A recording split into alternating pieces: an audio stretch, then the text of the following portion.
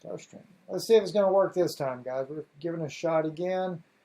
Give it a try there. We updated our stream key thinking maybe that'll work. Looks like we're going to get it. Hey, what about audio? Do we have audio?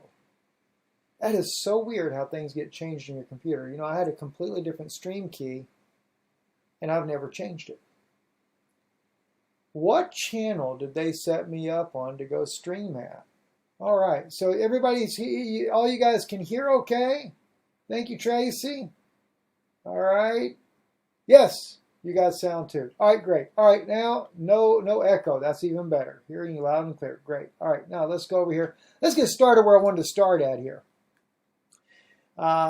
This is actually a lot earlier today, but I actually caught it just only when it was like an hour old there. This was Hezbollah releasing the footage of when they were using this missile to strike the Israeli vehicles there. And of course, what they were trying to show is that they were avoiding the civilian vehicle. I guess allegedly Israel claimed that a civilian vehicle was struck in this, and they're showing on here the civilian vehicle and the military vehicle and how they were able to hit the military vehicle without striking the civilian vehicle. That was what the purpose of this was all supposed to be. At any rate, though, it's also kind of a little bit nerve-wracking when you can see that close to the Israeli border, Hezbollah is able to fire in on Israeli positions there. At any rate, also former Congresswoman McKinney posted this here on her Twitter page earlier today. She's been on our broadcast before. Hezbollah chief says all Israeli forces at risk in case of a new attack on Lebanon. And by the way, I noticed I put this thing on there about a missing Qumran scroll. I'm going to get to that in just a little bit, so if you're tuning in for that purpose, just bear with me here. Anyway, Nasrallah is saying the leader of the Lebanese Hezbollah movement has warned Israel against any future attacks on Lebanon, saying that in case of such attack, all Israeli forces will be at risk.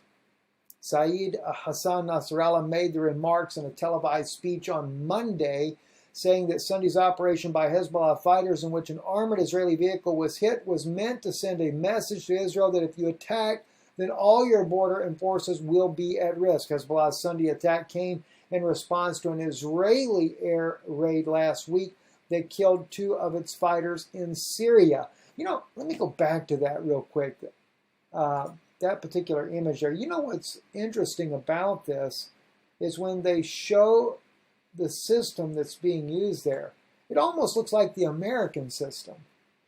And I think that they say it is a Russian system that was used, but still at the same token, let me back up just a little bit here.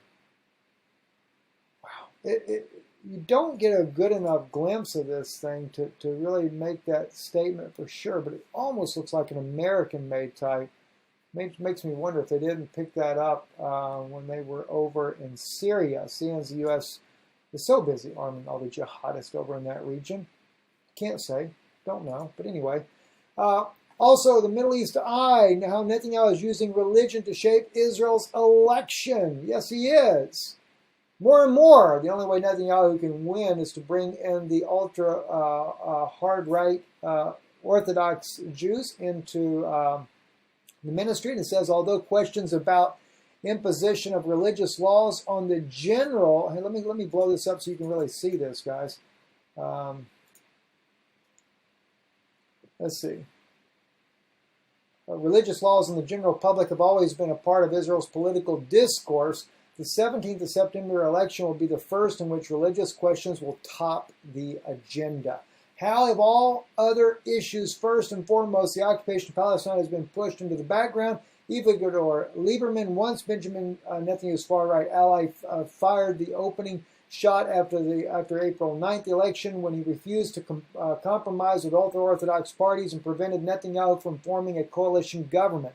Lieberman dropped a bomb indicating that the decades-old alliance between the religious and secular right in Israel could be brought to an end.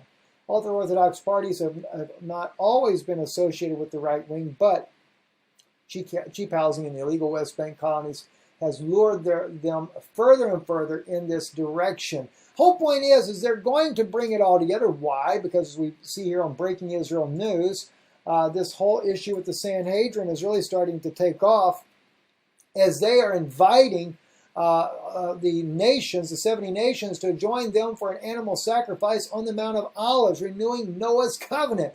You guys say there's not a Noahide law? Come on, wake up and smell the coffee. Yes, there is. It says here, and you shall declare to them that thus said Hashem, I am going to take Bnei Yisrael from among the nations, he's quoting the scripture there, and gather them from every quarter and bring them to their own land. But he didn't say anything about starting up the Noahide laws, did he? No, because it's not in the Bible. It is only a Talmudic law. You know, I told my wife, I said, look, we need to film from downstairs in front of, well, I mean, I've got a bookshelf here full of books as well and stuff like that. She has another area full of books. But we want to take and share with people to see some of the sources we study from. As always said, you know, when people order the Talmud online, whether they get a Babylonian Jerusalem Talmud, they get one book in their hands, and they think they've got the Talmud. And I always say, no, it's like the Encyclopedia Britannica. And but we, even like in our Talmud that we have the one that has the information that's there that you don't get in any of your sources there. I want you guys to see some of the information that we have at our disposal there. This is not hearsay. It's not I have to go look it up online, although we do look it up online so that it looks better on the screen for you guys. It's what we have at our disposal. Even Qumran scrolls information, like I can give you one example. This is one, and this is also in a lot of volumes, and the only way you'll probably ever get a hold of a book like this is paying extraordinary amounts of money. But these are like Qumran scrolls where we can actually, you know, you get that, you can get the translations, I can read it, I can compare the translations that are done in there with the different fragments and other pieces. In fact, I'm working on right now on the Samuel scroll. I'm going to order that particular document as well. And you got to keep in mind, a lot of times that you don't actually have every one of the fragments in those books. It's commentary, things like that. But anyway, this is what we do. We research. That's why we're called the Noon Institute of Biblical Research. We do a lot of researching on these different things. Anyway, the nations are invited for animal sacrifice on the Mount of Olives, and we're talking about heads of state.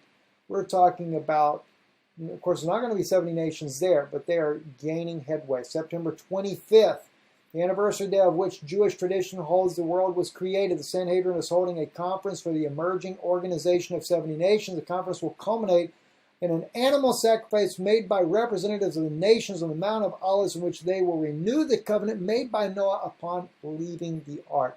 You know, the apocalypse of Elijah said that if they offered those sacrifices, they'd do it. They would do it in the last day, and it would be an abomination when they do it. He also talked about, and when they say it's the apocalypse of Elijah, I have really wondered if that document was not written by John the Baptist. It talks a lot about the Messiah, Christ being the Messiah. It talks a lot about the Antichrist.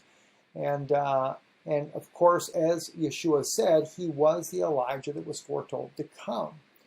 And so I have wondered if he is, if that book is about if it wasn't written by John the Baptist himself. Can't say it's so or not, I don't know. There are a lot of different opinions out there on that, but at any rate, he spoke about these things, and he really scolded the pastors, the shepherds of the flock, because he said they're going to allow them to bring in the Antichrist. The Antichrist will be able to do all kinds of miracles. Only one miracle, he said in that book, in that scroll, that it says he can't do, and that is he can't raise the dead. And I couldn't help but think of how many people will fall for this. What a shame. At any rate, that's going on there. What I want to share with you, though, is kind of a little interesting thing, because I am working on this conference, Pennsylvania Conference, which is 2 weeks away, less than 2 weeks away now. And we are waiting back. My wife said that the sister up there, or I shouldn't just say sister, but the group that is there in Pennsylvania, they were working on trying to get a larger facility.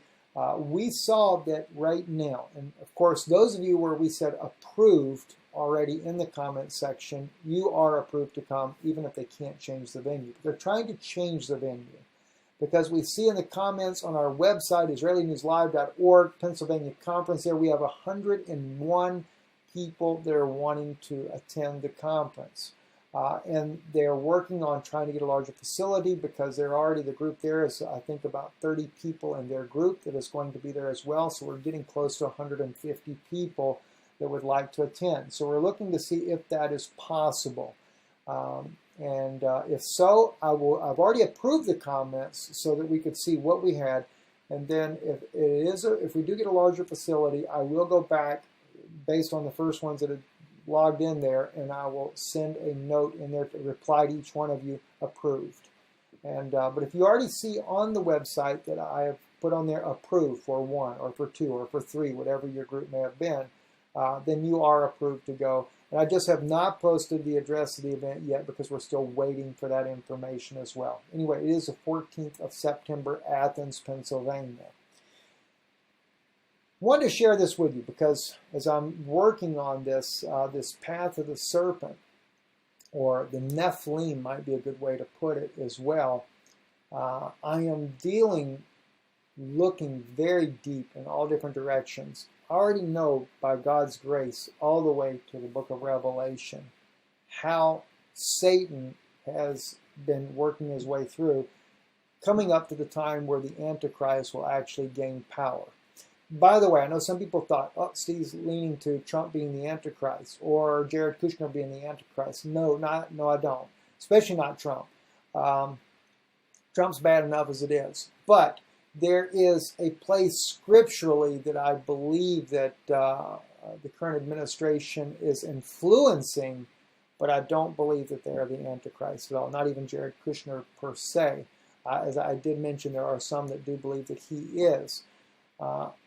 In order for this individual to be able to do the things that they're going to do, I do believe it'll be a crossbreeding in there with the fallen angels, or as I've been told by Israeli intelligence, a blending of the DNA with some type of AI technology, because this Antichrist is to be able to do the miraculous things that Jesus did, including walking on water, if these different sources, I just like to call them ancient documents that are out there, if they are accurate. We anticipate that even from our own canon. But as I was running across my research in here, I came across the Qumran scroll on the book of Samuel, and oddly enough, 1 Samuel chapter 11, and if you go to chapter 10, if we switch over to chapter 10, go all the way down to verse 27 here in chapter 10, but certain base fellows said, how shall this man save us? And they despised him and brought him no present, but he was as one that held his peace. Then we get into chapter 11, verse 1. Then Nachash the Ammonite came up and encamped against Jabesh Gilead, and all the men of Jabesh said unto Nachash, make a covenant with us, and we will serve you. All right? But there's a verse that is missing in between chapter 10, verse 27, the last verse there, and chapter 11, verse 1. It's in the Qumran scroll. Now, if you do the research on this, you will find out that, and this is, I'm showing you the Qumran scroll right now here. This is where we're looking at that. It may look like gibberish to you guys, but I'll try to give you a little idea of what we're looking at here. Boy, I need to get a stick one. It's just far to reach here. Right here is where you have the Nachash Melech B'nai Ammon. All right, this is the important passage there. Well, it's actually the entire part here is important because, like I said, it's not in the writings there. Now, I believe that this is part of the Septuagint. I think it's an agreement in part with the Septuagint, but still not completely. And but in the Masoretic text, totally what you see here is not there. Now, the first part, I think, is what's important, and I think this is really important because the way they translate this, they're only transliterating as if the king's name is Nachash, which is the word serpent. All right? Now, even though they have to put in, because of the fragment, the letter nun here, they put vav nun, being en Nachash, melech b'nei Ammon, okay, and Nachash, king of the sons of Ammon, and he goes on to speak about what they were actually doing to the children of Israel. But, so there's two things we've got to look at here. One is the fact that they say his name is Nachash. I believe it's saying exactly what it says in Hebrew language. I think it says, and the serpent king of the children of Ammon. It's not just a name. It's what he is. If you remember, the Ammonites, just like the Perizzites, the Jebusites, the Canaanites, the Amorites, all these nations had intermingled their seed with the Nephlim, with the fallen ones. And in the writing here, the Ammonite king is called Nachash, or serpent king. I think he gets his name, even if let's say if it's a proper noun, let's say it's considered to be his actual name, Nachash Melech. All right, he is called King Nachash, or King Serpent. It would have been because of his lineage through the Nephlim. Now, oddly enough, if you also look in the Qumran scrolls, and we look at the writings of Moses' father-in-law, he writes a book that is found in the Qumran scrolls where he writes of a large serpent angel that comes to him that speaks about the fight and the struggle between Christ, as the King of Righteousness, and between the serpent himself. But he regards the serpent, he had a figure like a serpent, but he was an angel that was fighting for his life. And but I just thought it was interesting because in my research, the way I'm seeing these things here is that the fallen angels take on different shapes, different forms, just like we see, biblically speaking, some in some of the literature in our Bible, we have, one has the face of a man, one has the face of an ox, one has the face of a lion.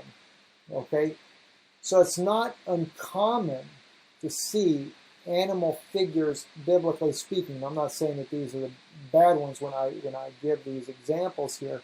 So it just kind of makes me wonder if that is not what's there. But let me just show you, though, when you get something that's missing. In the Qumran scrolls, and I don't know how well you guys can see this on your screen right here, but this is the actual verse that is missing that was in the book of Samuel in Qumran. It says, Now Nachash, king of the Ammonites, had been grievously oppressing the Gadites and Reubenites. He would gouge out the right eye of each of them and would not grant Israel a deliverer. No one was left of the Israelites across the Jordan whose right eye Nachash, king of the Ammonites, had not gouged out. But there were 7,000 men who had escaped from the Ammonites and had entered into Jabesh Gilead. So we read in our own Bible that they didn't make the agreement, so they didn't lose their eye. But according to the Qumran scroll, all but 7,000 of them did lose their right eye, which is kind of interesting because if we look at what's supposed to happen in tribulation, one of the tortures that they will do in the tribulation period is to put out your eyes. Just like that we see with Samson. What did they do to Samson? They put out his eyes. So this seems like the devil, that's one of his little evil ways of doing things. At any rate, this is going to be an amazing meeting, I do believe. And like I said, we're going to be getting into the image of the beast. And of course, I go into this too because when we look in the book of Revelation, coming up out of the sea is this beast that comes up out of the sea. And it has the 7 heads and the 10 horns, etc., right? I don't know how many of you may be aware of this, but do you know that Leviathan has multiple heads. And of course, he is the beast that comes out of the sea.